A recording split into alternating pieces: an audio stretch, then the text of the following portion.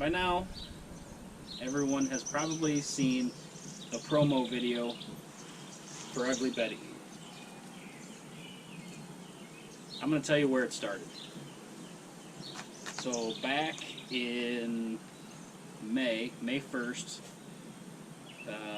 me and the wife went to Cletus and Cars in Indianapolis and had a blast. Met a whole bunch of people, had a great time, and decided I needed to be a part of it. So on the way home, I got to thinking, how can I be a part of it? So I figured, why not make a burnout car?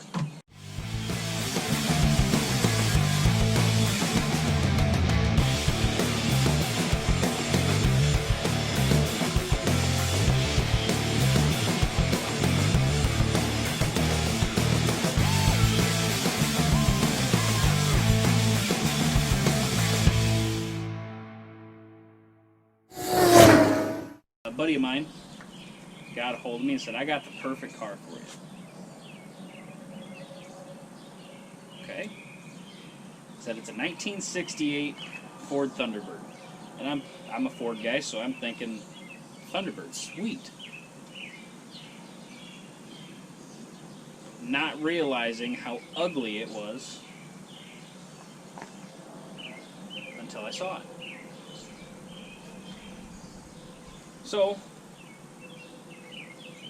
I asked him what it was, you know, a little bit more details about it. And he said it's got a 429 big block and a C6 trans. It's not perfect, but it'll be perfect for what you're doing with it. Okay. So I got some pictures, and that was it. End of the search. So let me take you around it a little bit and show you a few of the ins and outs, and go from there. So around here,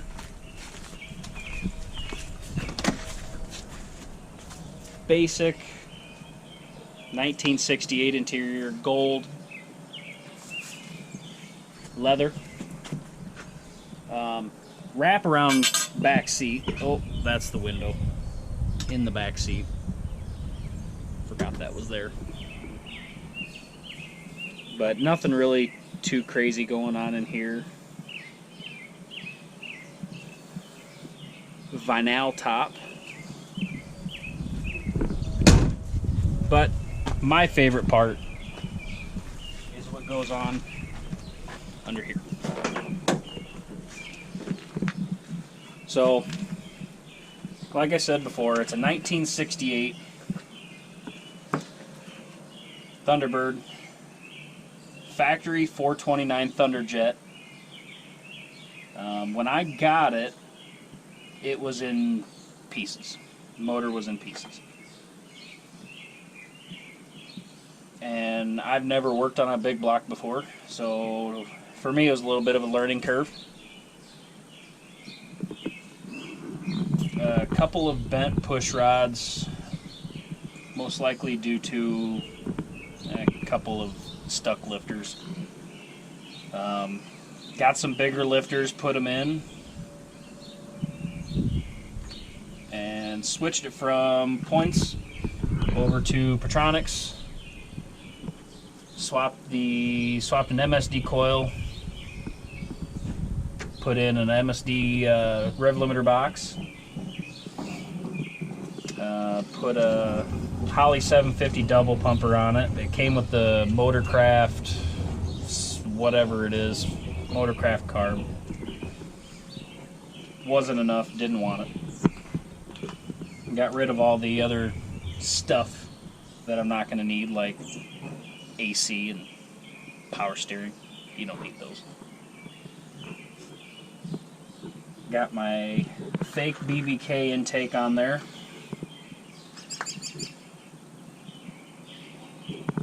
Pretty much bone stock. I mean, nothing too crazy yet going on. I have big plans, but not yet. So then once I got it running, I thought to myself, how do I turn this into a burnout car? Number one, you got to keep it cool. So right back here, I put in a flex fan with a electric fan on the outside to push air and pull air to keep it cool. Put as low temp thermostat as I could find in it.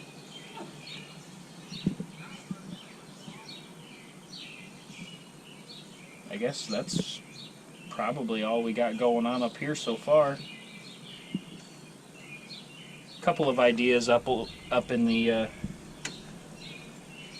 old noggin up there, but not quite yet.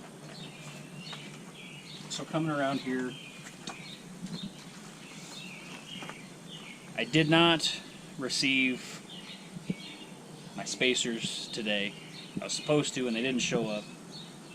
But I'm going to put 1-inch spacers, and I got some 19-inch wheels for the front here.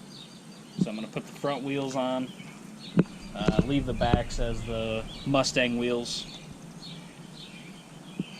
for burnout purposes, so they don't mess up the 19s.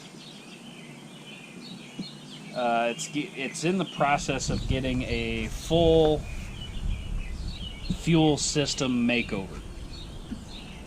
So right now I have the tank sent, the 16-gallon aluminum fuel cell I have sent away to a local welder who's welding on it for me.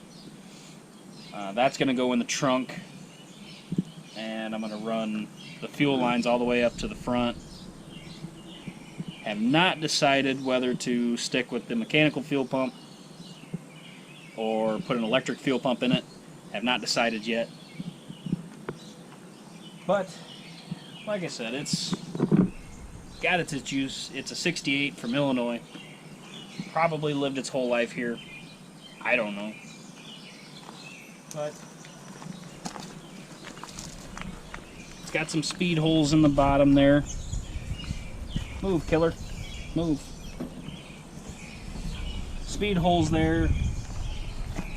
A little bit of a wall rubbage there. But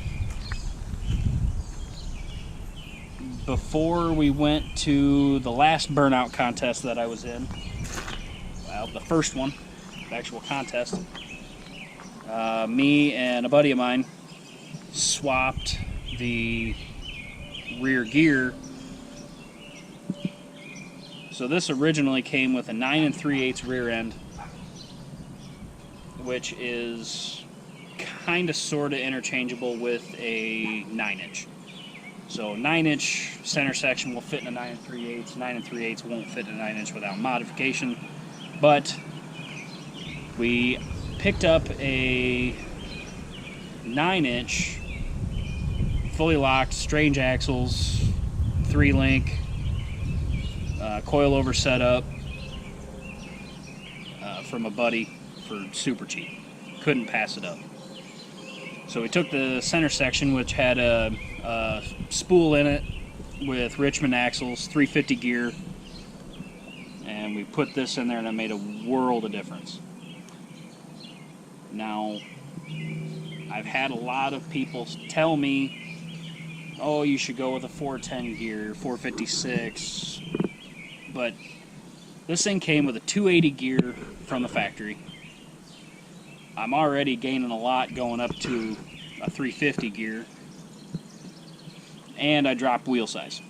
So I'm gaining a lot of low end right there. I don't feel the need I gotta go any taller of a gear. So right now it's not running since I ripped the fuel system out of it, but that's just the initial scoop, and a whole lot more to come. The reason we're switching the fuel, the whole fuel system, is ever since I got this car, I've been wondering where the heck my fuel's been going. Nobody's perfect. And every time I'd put 5 gallons of fuel in it, I would work on it and I would run it. Next thing I know, it'd be gone. Like, where is my fuel going? This motor can't be using that much fuel. Well, at the last burnout contest, my buddy pointed out that I had a significant fuel leak at the fuel pump, which, after trying to repair there in a parking lot, only got worse. And after I loaded it on the trailer the same day, I realized this fuel tank's cracked. Great. So, the aluminum fuel cell came with the car. It was kind of a no-brainer to me. Just ditch the stock fuel tank, which is right behind the tires anyway.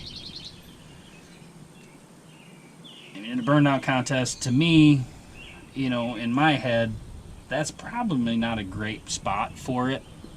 You know, hot rubber, flammable liquid. Probably not good. Wouldn't end in a good result. So, hopefully, this has fuel in it, and we're going to find out.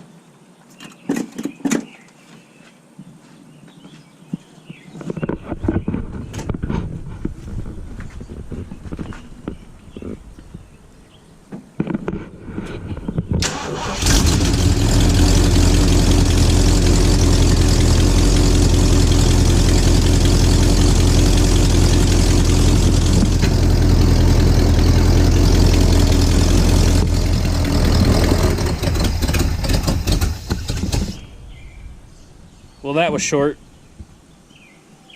but you get the idea.